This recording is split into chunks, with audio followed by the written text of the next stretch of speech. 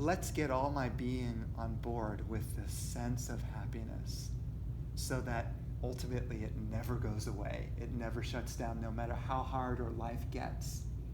It's that happiness is awakened, because happiness is not a condition of your life where I made my life just perfect so that I've got the perfect house and perfect family, so now I'm happy.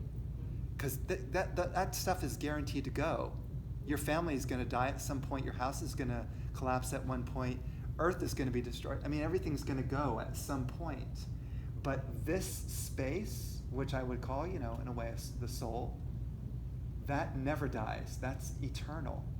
But if you haven't captured that, if you haven't touched that, then you're relying on a very unsteady foundation that's giving you happiness. That's very unstable because it could go at any point.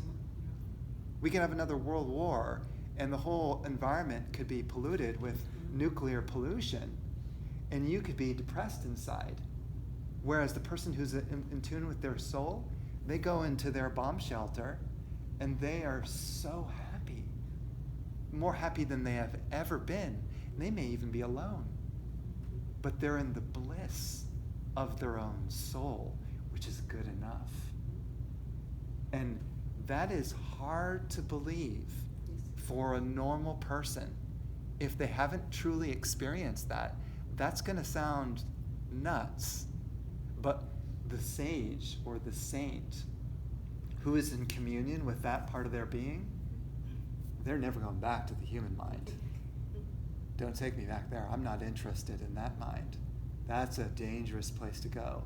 Belief in body and mind is me? Oh, that's, let me just be in communion with my soul all the time. And sometimes maybe the saint wishes that they could just give the experience to you directly so you could feel it. So you go, I got it. Wow, no wonder he drives all over the entire world to try to share this. No wonder he's given up his normal worldly pleasure. I used to eat pizza every Friday night. Best food, right? I gave up pizza. I'm kind of joking about that. But, I'm giving an example of my favorite desires that I said, no, God is more important than this. So let me focus on that. And I give that up. I don't need it. Let me focus my mind on the presence instead of indulging in my pizza. And I'm giving a very gross example, but you can use that with any little thing that you do during life. How often are you really attuning to the energy? Always being distracted. Always hiding from it. Uh-huh. Always. Yeah.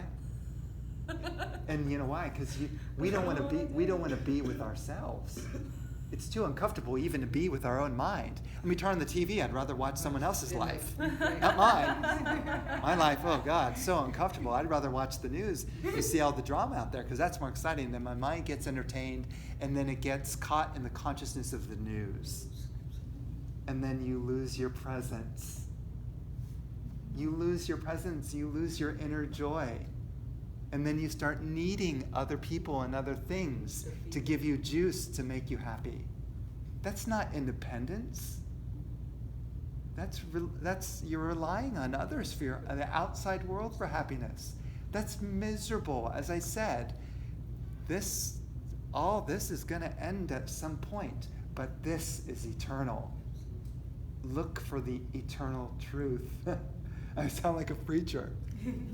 Look for the eternal truth. This is the reason of getting a human body, to find that. All the other animals are on the gross level of sex, fear, food, sleep. 4 things animals chase after. Human beings, usually the same thing. But if they can raise their consciousness a little bit higher, they can experience something more profound. You have a doorway right now. Walk through it and meet your Creator.